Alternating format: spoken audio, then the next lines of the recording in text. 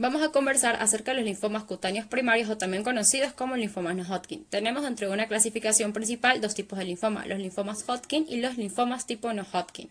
En el linfoma de Hodgkin se caracteriza la presencia de la célula de Rett-Steinberg, la cual está ausente en el linfoma no Hodgkin. Los linfomas cutáneos primarios son un grupo variado de entidades donde se ven afectadas las células conocidas como linfocitos. Estos linfomas son considerados como los localizados a nivel de piel que al momento del diagnóstico, inclusive 6 meses después, no muestran hallazgos de enfermedad extracutánea. Epidemiológicamente representan el segundo grupo con mayor frecuencia entre los linfomas extranodales con un porcentaje de 3,9%. La mayor incidencia está entre los 65 y 75 años. A nivel mundial, la incidencia estimada es de 5 por cada 100.000 habitantes. A nivel cutáneo se encuentra que el 65% de los linfomas cutáneos son de tipo T y el 25% el tipo B. Según la OMS, se clasifica en dos grupos principales, los linfomas cutáneos de células T y linfomas cutáneos primarios de células B. Dentro de los linfomas cutáneos primarios de células T encontramos la micosis fungoide con sus variantes, el síndrome de Sézary, trastornos linfoproliferativos cutáneos primarios CD30 positivo, donde vamos a ver la papulosis linfomatoide y el linfoma anaplásico de células grandes. Tenemos el linfoma leucemia de células T del adulto, el linfoma T paniculítico subcutáneo, el linfoma estranodal de células NK tipo nasal y el linfoma T periférico no específico. En cuanto a los linfomas cutáneos de células B, vamos a encontrar el linfoma de zona marginal, el linfoma difuso de células grandes donde puede ser intravascular o tipo pierna, y el linfoma cutáneo primario de células B centrofolicular. En cuanto a la fisiopatología, para conocer el mecanismo de evolución de los linfomas, hasta ahora estudiado se orienta más hacia los linfomas de células T, con 3 factores involucrados. El primero son los defectos genéticos, donde se incluyen anormalidades cromosómicas indirectas. Se ha asociado con algunos antígenos de histocompatibilidad como los que se pueden observar. Los defectos genómicos son heterogéneos y no tienen un patrón de reglas establecidas.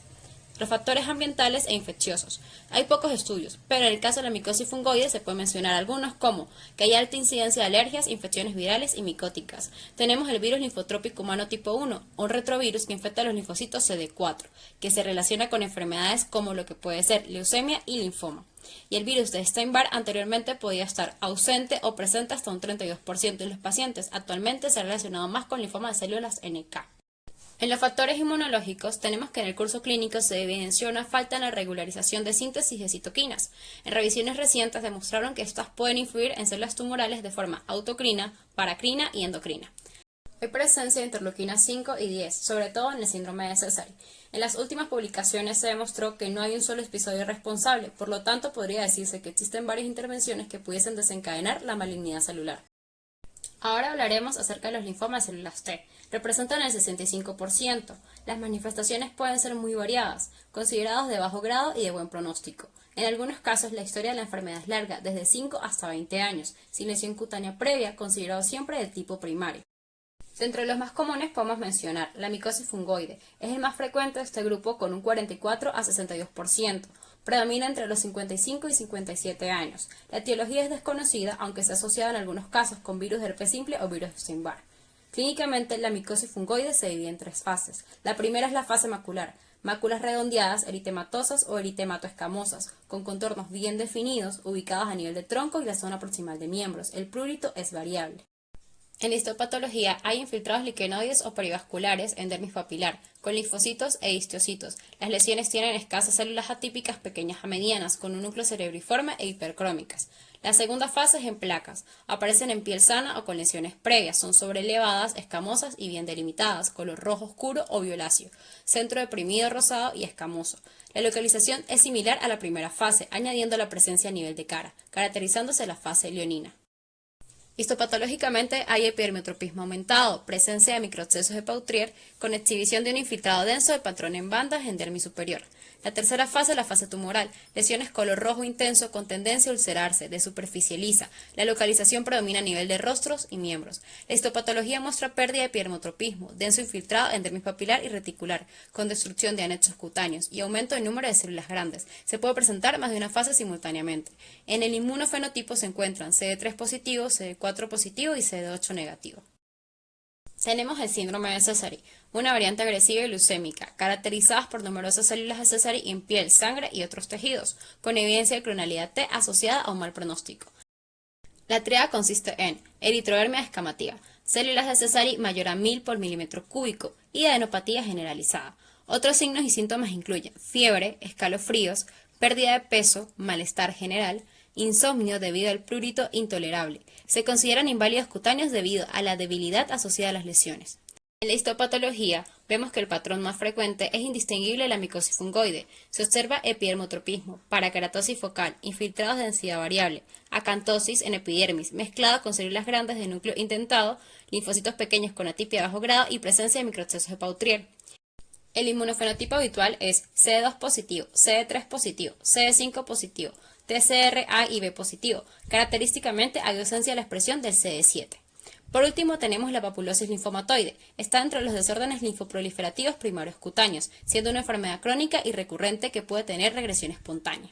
En la clínica, esta puede durar meses e inclusive años. Predomina entre la cuarta y quinta década de vida. Del 10 al 20% evoluciona o coexiste con micosis fungoide, enfermedad de Hodgkin o linfoma de células T grande.